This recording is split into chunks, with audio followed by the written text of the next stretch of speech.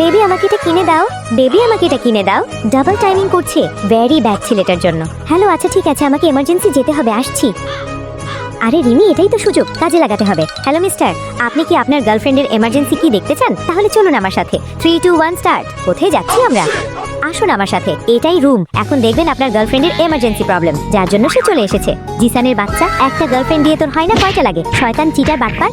ইয়াশ, রিমি তুই এখানে? এই মেয়েকে? আমি ওর গার্লফ্রেন্ড। বেবি বিশ্বাস করো, তার মানে তুই আমার সাথে ডাবল টাইমিং করতেছিস? তোকে তো আমি আজকে শেষ করেই ফেলবো। এভাবে মারলে তো আমি মরেই যাবো। থামো তোমরা।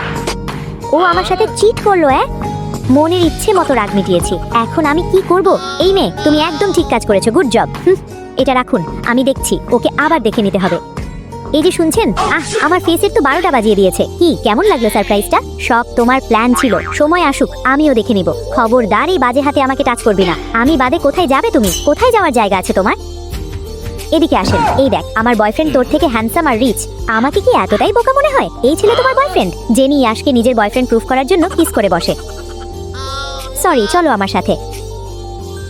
আপনি কোথায় যাবেন? আসুন আসুন, ড্রিঙ্ক করবেন? চলুন প্লিজ। এটা দিন। জিসানের বাচ্চা, তুই আমাকে ঠকিয়েছিস, শয়তান বাদর ইঁদুর একটা।